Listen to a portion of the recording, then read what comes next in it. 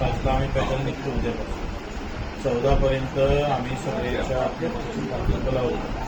तुम्ही 14पर्यंत कसं लावून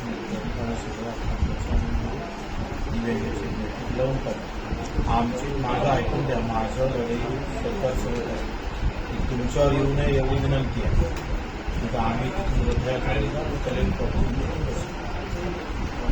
हे 14 नाही मान्य आहे, पण हे इतके प्रकरण प्रवृत्त नाही झाले पाहिजे ना. तर तो दिव्यांगाचा तो कोण सीओ नालायक असतात उत्पन्नाच्या एकूण उत्पन्नाच्या 5% तो काय करतोय, एकूण उत्पन्नाच्या 5% खर्च करतच नाही. तो कसं करतो, तो सर्व आस्थापना खर्च करून करतो. आस्थापना सगळं खर्च करून 5% करतो आणि ते दिव्यांगासाठी करतो. तुम्हाला मागे मी सांगितलं, मागे तुम्ही सांगितलं, तुम्ही म्हणा मी लगेच बैठक घेतो आणि त्याचं सगळं प्रकरण निकाली. आता कायदा काय आहे, तुम्ही अपंगासाठी तुम्हाला वेळ नसाल आणि तो काम करत नसाल तर मग आम्हालाच कायदा हाती घ्यावं लागेल. चांगलं नाही आहे, तुमच्याकडून अपेक्षा नाही आहे.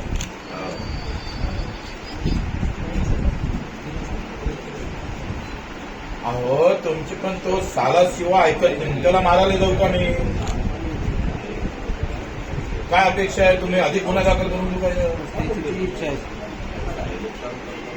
हे चुकीचं आहे का नाही कलेक्टर? तुम्ही सांगा. तुमचा नगरपालिकेचा सीओ या आस्थापनाचा खर्च करून 5% खर्च करत असेल आणि कायदा जर पूर्ण उत्पन्नाच्या 5% खर्च करा असं म्हणत असेल आणि तरी तो ऐकत नसेल, 10 आंदोलन करून, तर काय करायचं आम्ही?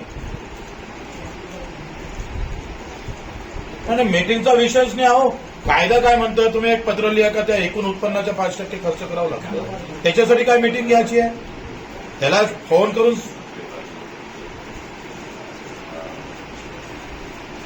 पुऱ्या महाराष्ट्रामध्ये, हिंदुस्थानामध्ये तुम्ही GR वाचा. मी तुम्हाला GR पाठवतो. एकूण उत्पन्नाच्या 5% हे दिव्यांगांसाठी खर्च करावं लागतं.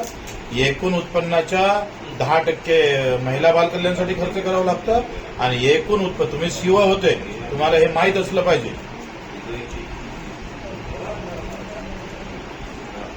तुम्ही नका करू, आम्ही तुम्हाला विनंती करत नाही आणि तो आमचा धंदा नाही. तुम्हाला आम्ही हे सांगण्याचं काम करतोय. 14पर्यंत झालं तर उचित आहे, नाहीतर एक संघर्ष तुमच्यासोबत आहे. एबीपी माझा, उघडा डोळे बघा नीट.